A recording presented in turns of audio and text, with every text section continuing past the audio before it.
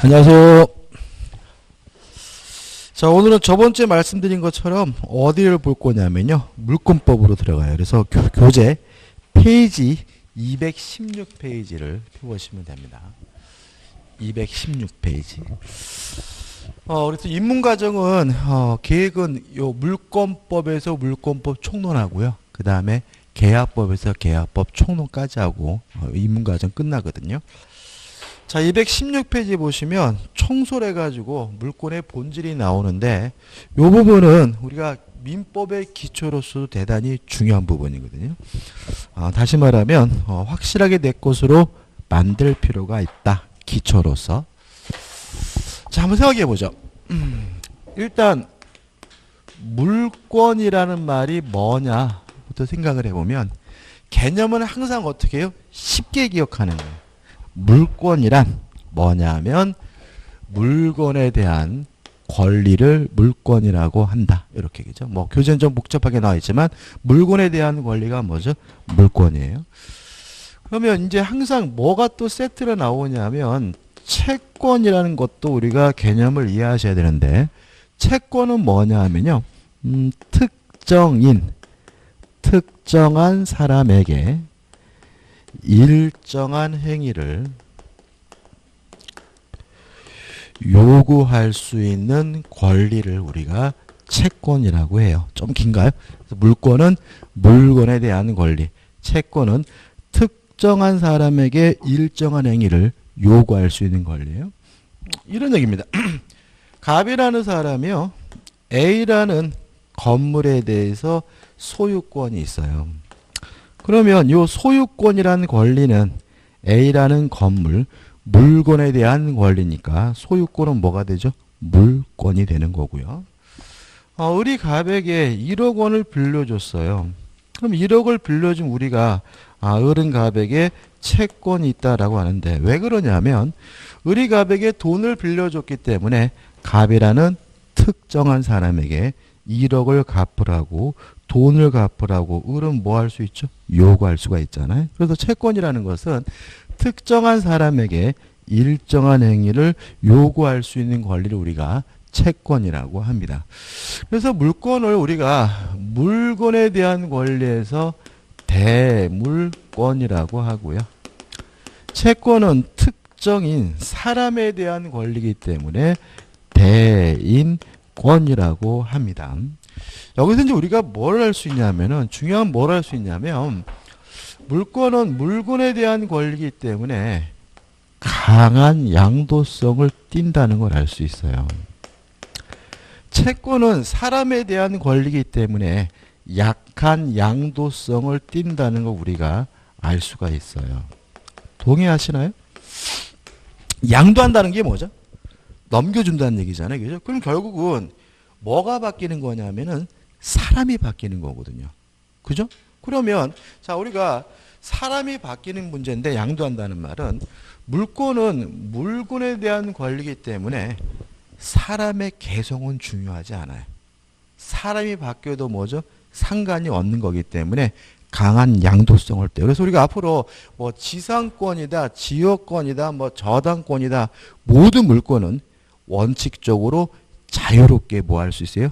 양도할 수가 있는 거고 소유자한테 뭐 받을 필요 없어요? 동의를 받을 필요가 없는 거예요. 왜냐하면 물권은 물건에 대한 권리고 사람의 개성이 중요하지 않으므로 강한 양도성을 띠는 거죠. 이에 반해서 채권은 사람에 대한 권리잖아요. 그러면 뭐가 중요한 거죠? 사람의 개성이 중요한 거죠. 따라서 사람이 함부로 바뀌면 안 되기 때문에 약한 양도성을 띱니다. 그래서 우리가 임차권은 채권이에요. 임차권이 채권이라는 말은 결국은 무슨 의미를 갖냐면 임대인에게 사용 수익하게 해줄 것을 요구할 수 있는 권리가 뭐예요? 임차권이고 따라서 임차권은 임대인 사람에 대한 권리이기 때문에 사람의 개성이 중요하고요. 따라서 양도하려면 임대인으로부터 뭘 받아야 돼요?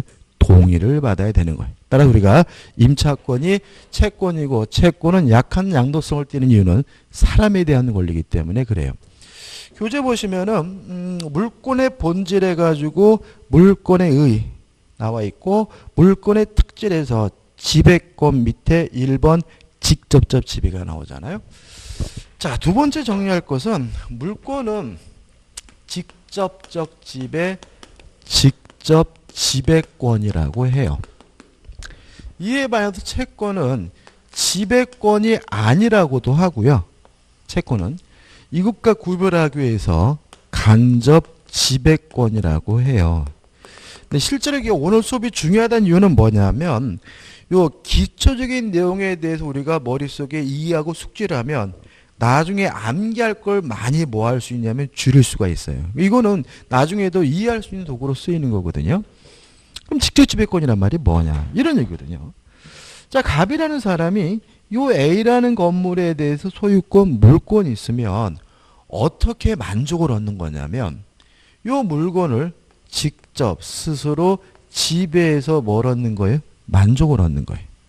다시 말하면 물권이라는 것은 스스로 직접 지배해서 만족을 얻는다는 말은 물권을 통해서 만족을 얻기 위해서 타인의 협력이나 이행은 뭐가요?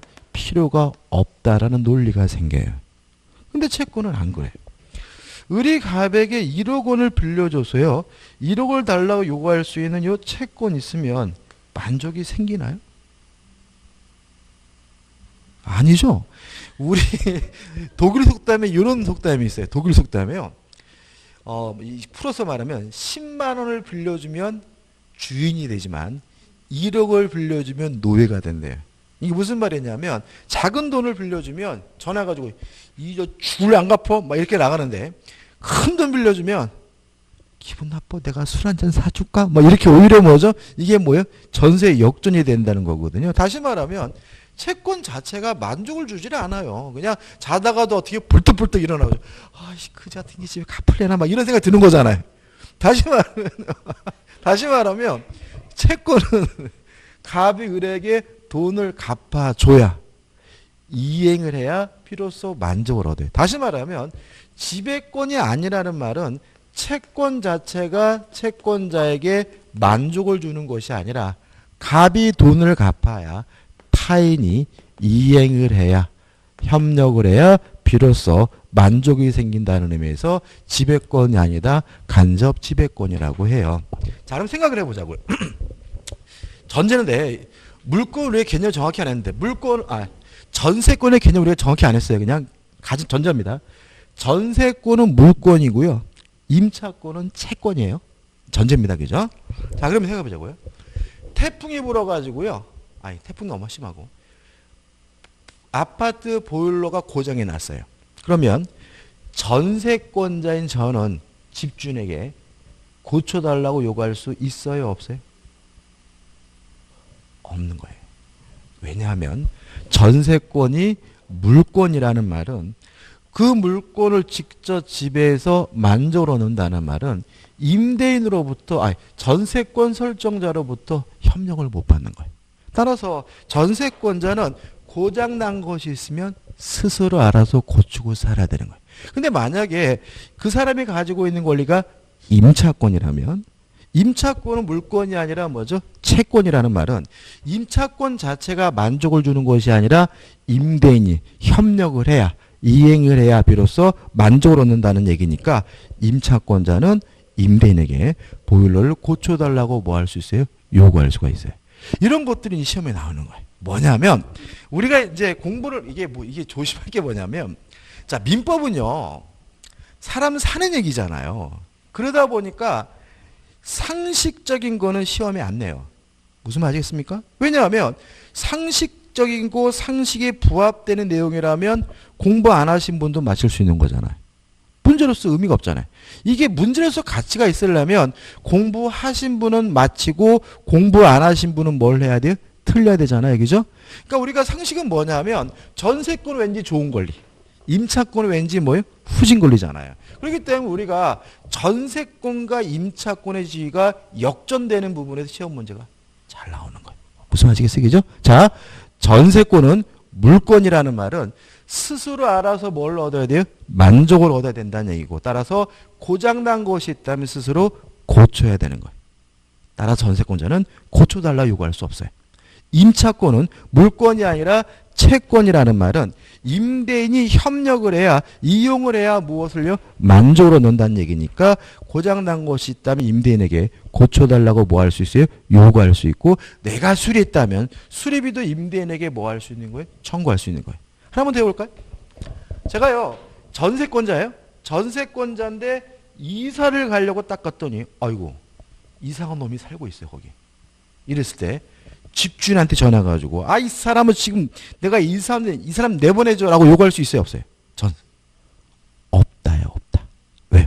스스로 만족을 얻어야 되니까. 따라서 전세권 설정자에게는요 인도 의무가 없어요. 그래서 지가 알아서 들어가야 되는 거예요. 근데 만약에 처음 알았죠? 그러니까 이런 것들이 우리를 막 파고드는 거야. 그러니까 이게 민법을 처음에 할 때 별거 아닌 것 같은데 시험 보면 막 빵점 25점 막 나오는 거예요. 왜요? 답 사이로 막 가는. 근데 임차권은 다르잖아요. 임차권은 만족을 얻으려면 타인으로부터 뭘 받아야 돼? 협력. 그러니까 이사간 놈이 있으면 집주인한테 전화해가지고 쫓아내 주십시오라고 뭐 할 수 있는 거예요? 요구할 수가 있는 것. 이런 역전 현상이 벌어지는 이유는 물권은 뭐죠? 직접지배권이고 스스로 알아서 만족을 얻어야 되고 채권은 지배권이 아니고 간접지배권이기 때문에 타인의 협력이 있어 비로소 만족을 얻는다는 점에서 차이점이 있는 거죠. 그 다음 우측에 보시면 이제 뭐가 나오냐면 배타적 지배라고 나오는데 물권은 배타성이 있어요. 이에 반해서 채권은 배타성이 없다. 비배타성을 띠게 됩니다. 이건 간단해요. 자, 한번 보세요. 자, 갑이라는 사람이 A라는 건물에 이미 소유권이 있어요. 이런 상태에서 을에게 중복해서 소유권이 인정될 수 있을까요? 그럴 수는 없는 거죠. 그죠? 다시 말하면 물권이라는 권리는 배타적 권리이기 때문에 똑같은 물건에 똑같은 종류의 물건이 중복해서 존재할 수가 없어요. 이거 우리가 배타성이라고 하고 이 배타성의 결과 하나의 건물에는 하나의 소유권만 있기 때문에 이거 우리가 뭐라 그러냐면 일물, 일권주의라고 하는 거죠. 다시 말하면 물권은 배타성이 있는 권리므로 한 개의 물건에는 중복해서 똑같은 물건이 존재할 수가 없는데 이걸 우리가 뭐죠? 일물, 일권주의라고 해요. 근데 채권은 안 그래요. 자, 을이 갑에게 1억 원을 빌려줘서 갑에 대해서 1억 을 달라 요구할 수 있는 채권이 있는 상태라 하더라도 병이 또다시 갑에게 1억 원을 빌려줬다면 1억을 달라고 요구할 수 있는 뭘 생겨요? 채권이 생기잖아요. 그러면 채권은 똑같은 객체에 똑같은 내용의 채권이 뭐 할 수 있어요? 중복해서 존재할 수가 있으니까 채권은 뭐가 없는 거죠? 배타성이 없는 거예요. 그 다음 우측에 보시면 또 이제 뭐가 나옵니까? 하단에 절대권이죠. 이게 제일 중요합니다. 자, 물권은요, 절대권이고요. 채권은 절대권이 아니라 상대권이라고 해요.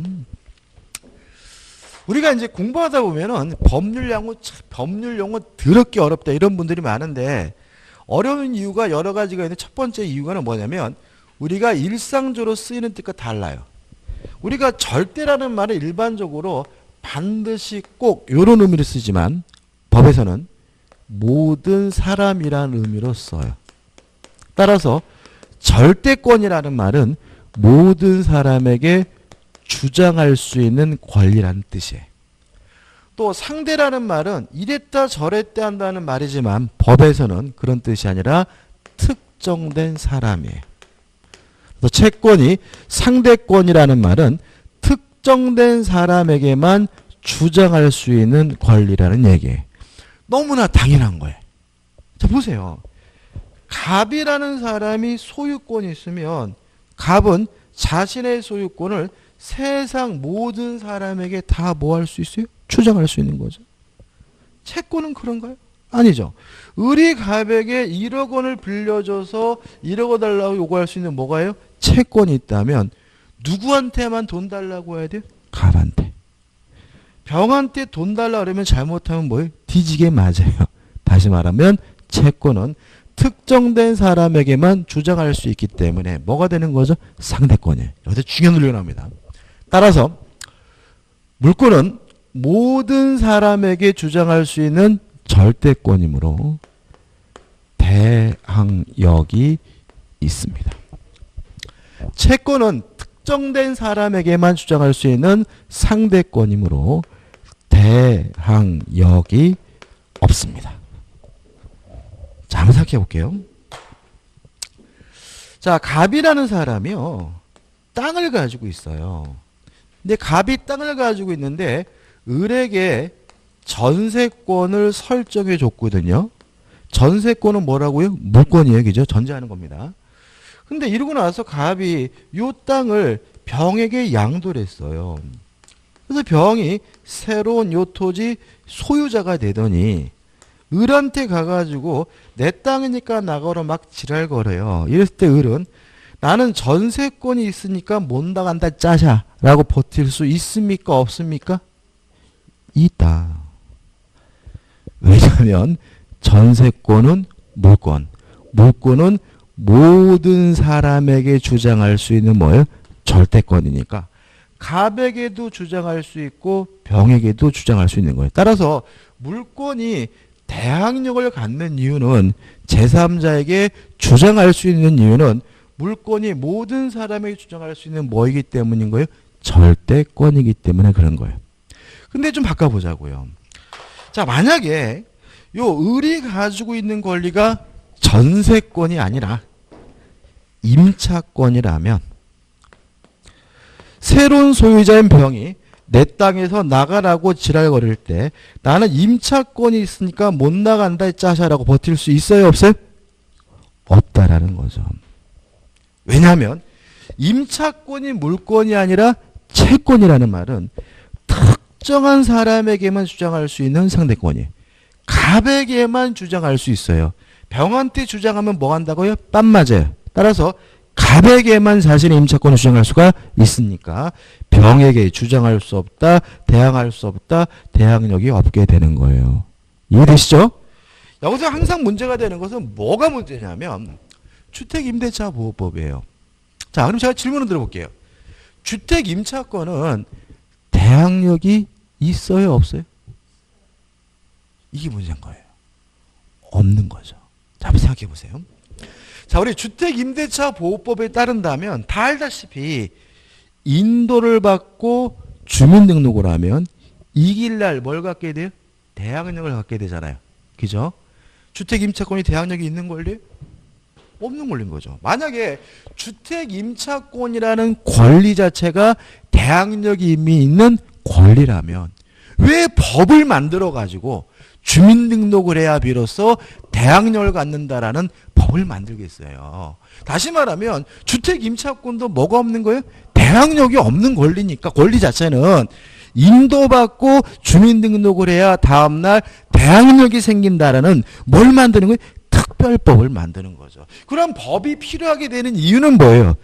임차권과 같은 채권은 특정한 사람에게만 주장할 수 있는 상대권이기 때문에 뭐가 없기 때문에 대항력이 없기 때문이에요. 그래서 우리는 모든 임차권은 주택임차권이 뭐든 예외 없이 뭐가 없는 거예요? 대항력이 없다부터 시작을 해야죠. 그래야 이제 함정이 안 빠져요. 없으니까 인도받고 주민등록을 해야 이길 날 뭐가 생기는 거예요? 대항력이 생기는 거예요. 자, 왜요? 임차권과 같은 채권은 특정된 사람에게만 주장할 수 있는 뭐기 때문에 상대권이기 때문에. 이해되시죠? 그죠? 이제 중요한 것들이죠. 그 다음에 이제 우리가 저번 달부터 수업 들으신 분들은 이제 기억할 텐데 중요한 것도 뭐냐면 물권은 모든 사람에게 주장할 수 있는 절대권이기 때문에 물권을 행사할 때 굳이 대의할 필요가 없어요. 채권은 특정된 사람에게만 주장할 수 있는 상대권이기 때문에 채권을 행사할 때는 뭘 해야 되냐면 대위해야 돼요. 자, 우리가 공부했던 거 복습해 볼게요. 자, 기억나실 거예요? 자, K라는 사람이 갑에게 1억 원을 빌려줘서 1억을 달라고 요구할 수 있는 뭐예요? 채권자인데 우리 돈을 갚기 싫어서 자신이 소유하고 있는 이 건물을 을과 하지도 않은 매매를 한 것처럼 가장을 해가지고 갑이 을에게 이전 등기를 해줬다. 이게 뭐죠? 통정의 표시죠, 그죠? 매매도 무효고 무엇도 무효? 등기도 무효예요. 가짜니까. 근데 을이 자기 앞에 등기된 것을 기하로 병한테 팔아먹고 병한테 이전 등기를 해줬다면 요 병이 선이면 확정적으로 소유권을 가져요. 왜냐하면 통정의 표시가 무효라도 병이 선이면 보호되거든요. 병이 악이에요. 보호되지 않죠? 그러면 요 갑은 병에게, 악의 병에게 요 등기를 말소해달라고 청구할 수 있어요. 병이 악이라면 이때 을을 대위해서, 을을 통해서 말소를 청구하는 겁니까? 아니면 직접 말소해달라고 청구할 수 있는 겁니까? 직접인 거다. 왜냐하면 을의 등기가 무효고 병이 악이면 병의 등기도 무효예요. 그러면 병 등기도 무효고 을의 등기도 무효하면 갑에게 뭐가 있어요? 소유권이 있고요. 물권은 모든 사람에게 주장할 수 있는 뭐예요? 절대권이니까 을에게도 주장할 수 있고 병에게도 주장할 수가 있으니까 굳이 뭐 할 필요 없어요? 대의할 필요가 없이 바로바로 직접 뭐 하게 되는 거예요? 권리를 행사하게 되는 거죠. 동의하시죠? 그죠? 자, 이때 채권자인 K도 이 병이 악이라면 병의 등기에 대해서 말소해달라고 청구할 수 있거든요. 이때 K가 갑을 대의해서 말소를 청구해야 되나요? 아니면 직접 말소해달라고 청구할 수 있나요? 그죠? 갑을 대해야 되는 거죠. 왜냐하면 보세요. 을이 갑에게 1억 빌려줬으면 누구한테만요? 갑한테만 돈 달라고 해야 된다.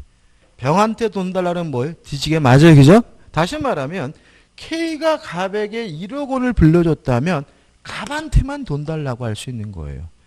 병한테 돈 달라고 그러면 뭐 한다고요?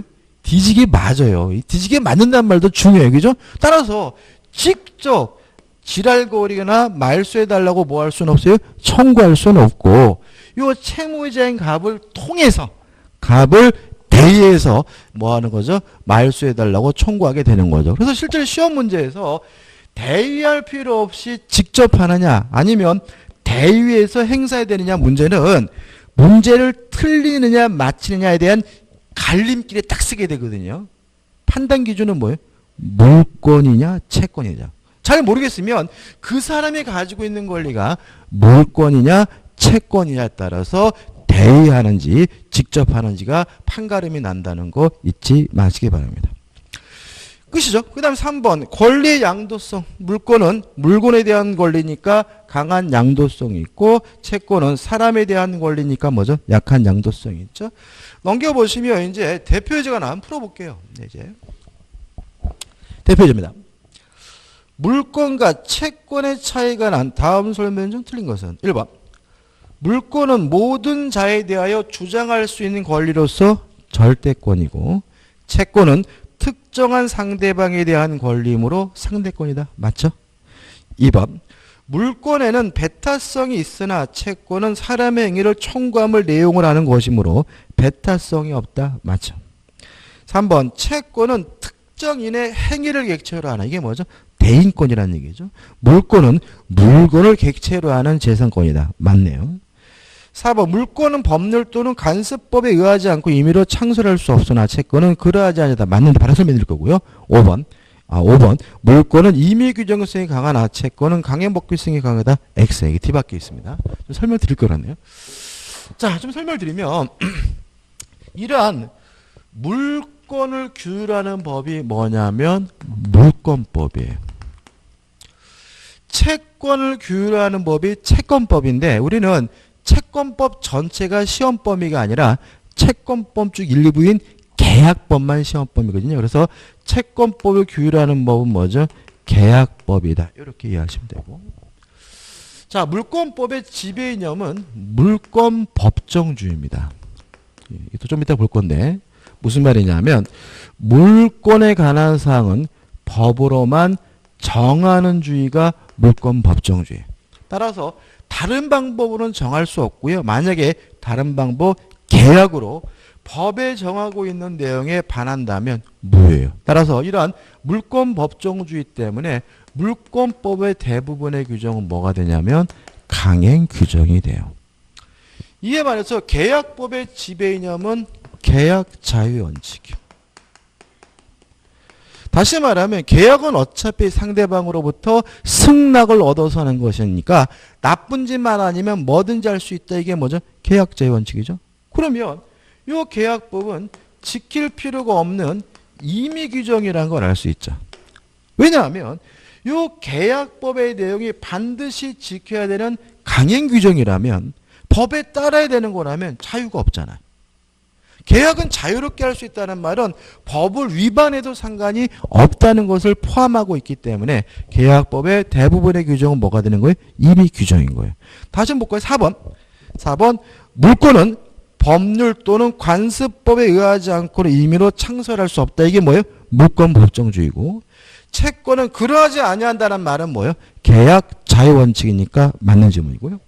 5번 물권은 임민규적성이 강하나 채권은 강행법규성이 강하다. 앞뒤가 뒤바뀌어 있으니까 X고 답은 뭐죠? 5번이 되는 거죠. 그 다음 물권의 객체입니다. 자, 물권의 객체는 뭐죠? 물건이겠죠. 왜요? 물권은 물건에 대한 권리가 뭐죠? 물권이니까, 그죠? 그래서 물권의 객체는 원칙적으로 뭐죠? 물건이다. 해가지고 내용이 나옵니다. 좀 정리를 해볼게요. 이것도 기초로서 중요합니다. 별거 아닌데 모르면 또 이상해져요. 자, 물건이 뭐냐에 대해서 우리 민법은 이렇게 규정하고 있어요. 유체물. 다시 말하면 눈에 보인다는 얘기죠. 형체가 있다는 얘기죠. 토지다, 건물이다, 책상이다, 걸상과 같은 눈에 보이는 유체물뿐만 아니라 관리가 가능하다면 자연력도 물건이라고 규정하고 있습니다. 조심할 것은 뭐냐면 지금 우리가 배우는 이 물건의 개념은 과학적 개념이 아니에요. 자, 이게 뭐 때문이냐면 법은 사물을 분류할 때 사람과 물건 두 가지로 분류해요. 강아지는, 개는 물건이죠. 그죠? 고양이도 뭐죠? 물건인 거죠. 왜 그런 거냐면 법은 사물을 사람 아니면 싹 뭐라고 분류해요? 물건으로 분류해 버리니까 요 강아지, 개도 다 뭐예요? 물건인 거예요. 그래서 예를 들어서 길 가는 개를 발로 차서 죽였다 그러면 동물 학대를 떠나가지고 형법적으로 뭐냐면 손괴죄예요. 왜? 물건을 뭐죠? 망가뜨린 거니까. 이렇게 되는 거거든요. 자, 이렇게 되는 이유는 뭐냐면 분류 방식인 것이지 이거는 뭐예요? 과학적인 논리가 아니라는 거 잊지 마시고, 아이 말도 안 돼 이러면 안 되겠죠? 어차피 둘 중에 하나를 분류해야 되겠죠? 그러면 한번 생각해 보자고요. 이제 또 판례인데. 자, 이렇게 자취방이 있어요. 자취방이. 자취방이 있는데 여기 벽입니다. 벽. 가운데 벽이 있고, 이 자취방에 갑이 살고 있고 옆방에 을이 살고 있는데 햇빛이 이글이글 일렁대는 뜨거운 여름날이에요. 뭐 섭씨 37도 막 이런 상태. 근데 을은 부모를 잘 만나가지고요. 자취방에다가 에어컨 설치하고 춥다고 잠바 입고 있고요.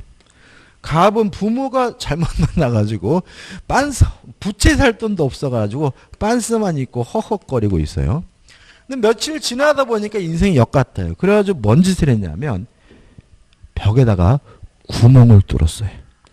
구멍을 뚫었더니 냉기가 어떻게 해요? 싱싱싱 새나와서 시원해졌어요. 어떤 소리 아시겠죠? 자, 이건 무슨 죄입니까? 지금 갑이 을로부터 뭔가를 훔치고 있잖아요. 그죠? 뭘 훔치고 있어요? 냉기. 그죠? 냉기가 물건이면 절도겠죠. 그죠? 냉기가 물건이면. 근데 물건인지 아닌지는 어디서 결정해 주는 거예요? 민법에서 결정해 줘야 되는 거예요. 냉기 물건이 아니? 물건이면 아닙니까? 물건이다. 왜요? 관리 가능한 자연력이잖아요. 자연력은 전기, 온기, 냉기 이런 게 대표적이에요. 다시 말하면 요 냉기는 자연력인데 우리 에어컨을 키면 나오고 끄면 어떻게 해요? 안 나오는 거니까 관리가 가능하고 뭐예요? 자연적인 거죠. 따라서 요 전기, 온기, 냉기도 뭐가 되는 거죠? 물건이고 따라서 갑은 은으로부터 뭘 훔친 거죠? 물건을 훔친 거니까 뭐가 되는 거예요? 절도죄가 되는 거예요. 요 팔가 있어요. 이런 게. 뭐 이런 것도 있겠죠. 자, 갑이 수박을 샀는데 너무 따뜻해요. 못 먹겠어요. 그래서 몰래 을의 집 들어가가지고 을의 냉장고에다가 수박을 3시간 동안 넣었다가 꺼내서 먹었더니 시원하더라. 이것도 결국 뭘 훔친 거예요? 냉기를 훔친 거잖아요. 이것도 뭐 절도. 왜요? 냉기도 뭐예요? 물건이기 때문에. 그죠? 자, 근데 문제는 이 물건이 둘로 나뉘어요. 부동산과 동산으로 나뉩니다. 부동산은 뭐냐면 토지 및 그 정착물이에요. 동산은 뭐냐면 부동산 이외의 물건이에요. 그러면 요 전기, 온기, 냉기, 자연력도 물건이니까 부동산 아니면 뭐여야 돼요? 동산이어야 되는데 뭐가 되는 거죠? 동산이 되는 거죠. 왜냐하면 부동산이 아닌 물건은 싹 뭐로 가죠? 동산으로 가는 거죠. 실제로 뭐 과학자한테 가가지고 냉기도 물건입니다. 동산입니다. 이딴 소리 하면 뭐죠? 과학자가 이런 미친놈 그러겠지만 법적으로는 어쩔 수 없이 뭐예요? 분류해야 되기 때문에 그런 거죠. 근데 이 부분도 좀 연습을 좀 해야 돼요. 안 그러면 나중에 아주 힘들어요. 자, 토지가 있습니다. 토지는 부동산이죠? 그죠? 건물이 있어요. 건물은 뭐예요? 부동산입니다. 근데 건물이 부동산인 이유는 건물이 토지에 뭐가 되어 있어요? 정착되어 있기 때문이죠. 다시 말하면 우리 법은 토지 및 그 정착물이라고 해놨지 건물이 부동산이라고 규정하고 있지는 않아요. 따라서 건물이라 하더라도 토지에 정착되지 않았다면 부동산이 아닌 거예요. 예를 들어가지고 컨테이너 하우스 같은 경우는 시계차를 둘 수 있잖아요. 그럼 정착된 거 아니니까 그건 뭐예요? 동산으로 되는 거죠. 이 건물 앞에 우물이 있어요. 우물은 동산이겠어요? 부동산이겠어요? 부동산이겠죠? 왜요? 토지에 뭐가 돼 있어요? 정착돼 있으니까. 담벼락이 있어요. 담벼락은 부동산입니까? 동산입니까? 부동산이겠죠? 그죠? 토지에 뭐가 돼 있어요? 정착돼 있으니까. 담벼락 밖에 이렇게 개울이 흐르고 있어요. 그래서 개울을 지나기 위해서 다리를 만들었어요. 이게 주택을 시험에 나온 적이 있습니다. 이 다리는 동산이겠어요? 부동산이겠어요? 부동산이겠죠. 왜요? 토지에 뭐가 돼 있어요? 정착돼. 이렇게 해도 쉽게 나올 때도 있어요. 근데 이런 거 틀리면 환장하는 거죠. 다리를 건넜더니 나무가 있어요. 이 나무, 수목, 동산인가요? 부동산인가요? 네, 부동산입니다. 토지에 뭐가 돼 있어요? 정착돼 있기 때문에. 나무를 지났더니 배추밭이 있는데 배추밭에 배추가 막 자라고 있어요. 동산이겠어요? 부동산이겠어요? 부동산입니다. 토지에 뭐가 돼 있어요? 정착되어 있기 때문에. 자, 사과나무인데 이게 나무가 사과나무인데 사과나무에 사과가 열려 있어요. 동산이에요? 부동산이? 네, 부동산입니다. 토지에 뭐가 돼 있어요? 정착되어 있어서. 자, 우리는 앞으로 민법책에 나오는 농작물은 다 뭐예요? 부동산인 거예요. 이 민법책에 나오는 농작물을 동산으로 생각해서 그 내용을 이해하는 순간 완전 내용이 거지 같고 삼천포가 되는 거예요. 자, 사과나무의 사과, 미분리 과실도 안 딴 사과도 뭐인 거예요? 부동산인 거예요. 무슨 아시겠어요? 그죠? 이것도 과실로, 미분리 과실을 안 딴 사과를 동산으로 생각하는 순간 내용이 완전히 뭐가 돼버려요? 삼천포가 돼버리니까 조심하시기 바라고. 물론 요 배추밭의 배추를 뽑으면 뭐로 바뀌겠어요? 동산으로 바뀌겠죠. 근데 뽑았다는 말이 없는데 내 머릿속에서는 뽑았다고 생각을 하고 문제를 풀고 있어. 그러면 안 되는 거죠. 그죠? 사과나무의 사과도 따면 뭐로 바뀌는 거예요? 동산으로 바뀌는 거예요. 그래서 앞으로 이제는 여러분들이 이제 겨울 같은데 이렇게 낙엽이 떨어지잖아요. 그죠? 낙엽이 떨어질 때 우수에 젖은 눈빛을 쳐다보는 게 아니라 자식 부동산에서 동산으로 바뀌고 있구나. 그죠? 나무에 붙어있는 나뭇잎은 뭐예요? 부동산인데 떨어지면 뭐로 바뀌는 거죠? 동산으로 바뀌게 되니까 조심하시. 이걸 안 하면 나중 가서 또 농작물은 동산이잖아. 막 이렇게 저한테 막 항의하시는 분이 있어서 설명드리는 거예요. 끝입니다. 교재 보시면은 의 나와 있고 특정 독립의 물건이어야 된다. 그래서 1번 물건이 뭐냐 해서 지금 열심히 설명드린 내용이 나오고 하단에 보시면 현존해야 돼. 없는 물건 안 되고 특정돼야 되고 우측에 보시면 독립한 물건이고 그 다음에 뭐가 나오냐면 일물 일권주의 나오는데 이거 안 할 거예요. 왜 안 할 거냐면 이 일물 일권주의라는 것이 공시법 시간에는 중요해요. 그렇지만 우리 민법에서는 그냥 요 정도만 생각하시면 돼요. 그래서 좀 쉬었다가요. 223페이지로 가서 물권의 종류를 볼 겁니다. 좀 쉬었다가 223페이지의 물권의 종류를 봅니다.